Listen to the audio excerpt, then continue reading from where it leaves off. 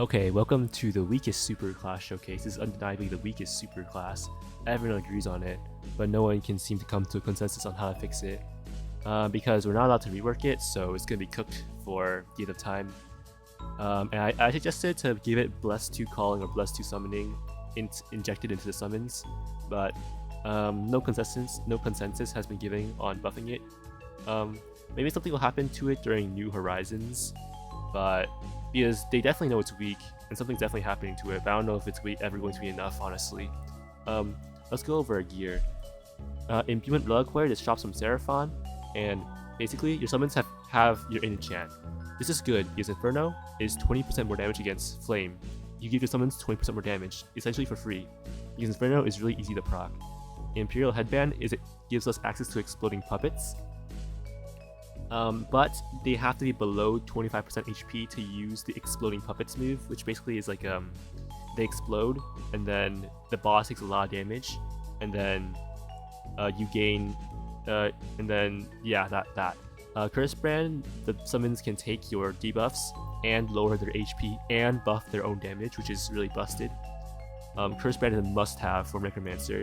You basically become immune to debuffs. So yeah. And then Dread's Memoir, it's good for short-term fights where you're going for Exploding Puppet nuke. So I ran Dread's Memoir. If you're in a long-term battle like Metrum's Vessel or Arkaya, you can choose to run Gillette Band if you're not Vestian, or Coagulated Fingernail for more stat scaling. This gives you a skill called Slime Creation. It's from the King Slime, and you can summon a slime with a lot of health. I think for me it's 172 HP, which is really busted. I'll explain why Vestian is more powerful than people thought originally. So yeah.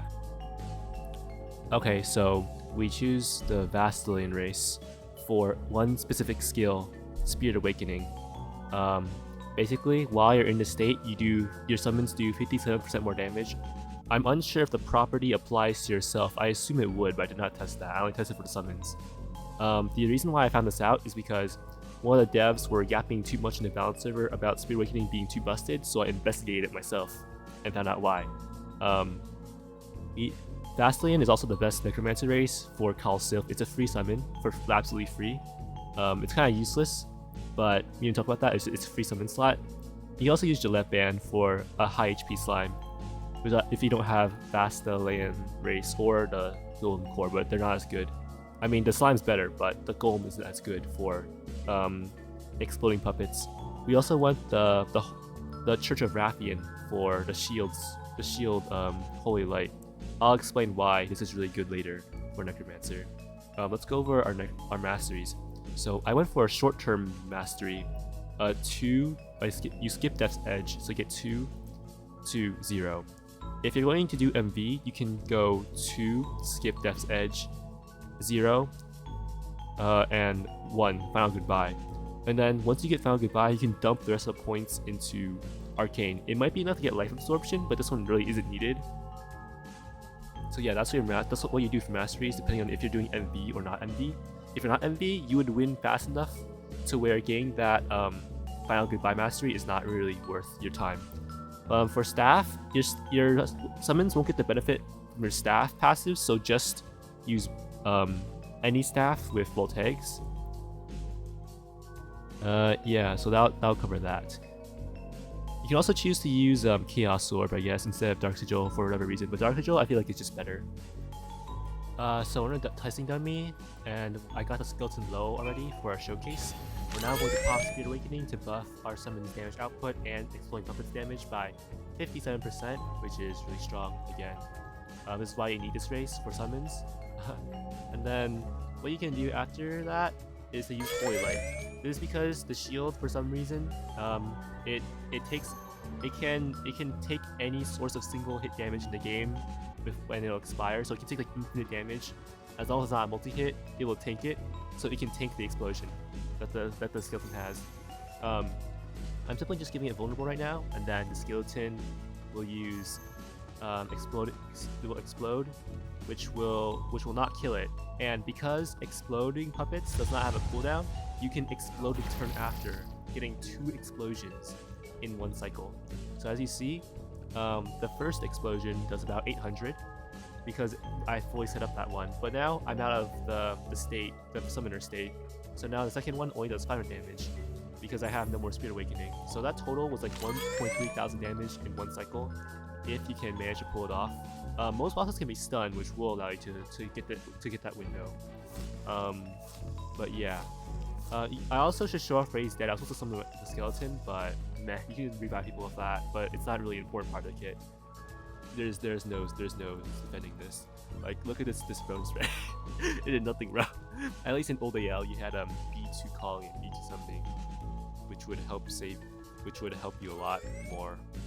So your summons will be doing like 120 or like 150 per turn on Yardle. That was better, but now this is ass. Oh my god. And then you want your summons to die as fast as possible, so you want meditate or guard using summon or whatnot. You make sure to guard with your summons at all times so you get the damage reduction.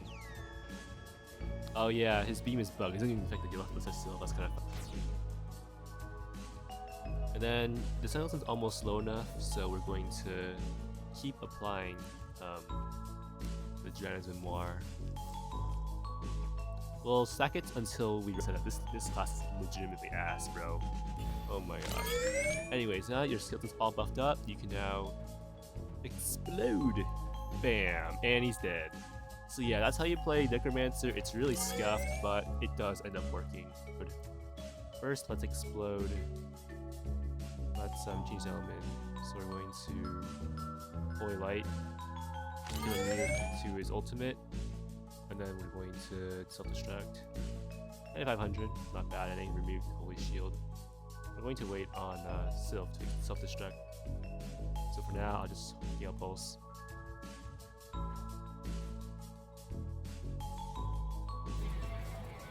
And then the Holy Shield will protect us. Perfect, and now our Sylph is ready to set up. And now self-destruction! Aw man, the Sylph doesn't do a lot of damage, as you see. That's why I wanted the skeleton to live, not the Sylph. And now it can curse consume, get rid of my debuffs. It's really nice.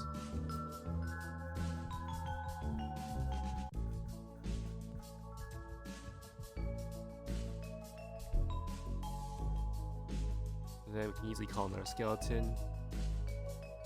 Like so. And the battle will basically be resetted.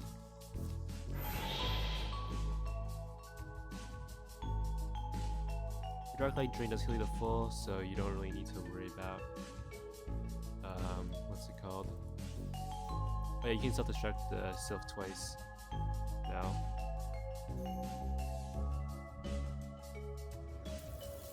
Now the Sylph can self-destruct you again. I'm going to just make sure to apply more vulnerable, obviously. Oh, it did not work, but I see self-destruct. It doesn't do as much damage because it's not the skeleton that's self-destructing. It's unfortunate, but it's whatever.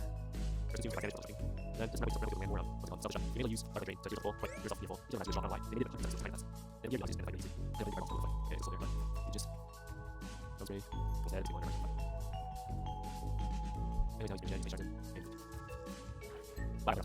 Wow, I got a Blade Rock Spear from that. That's crazy.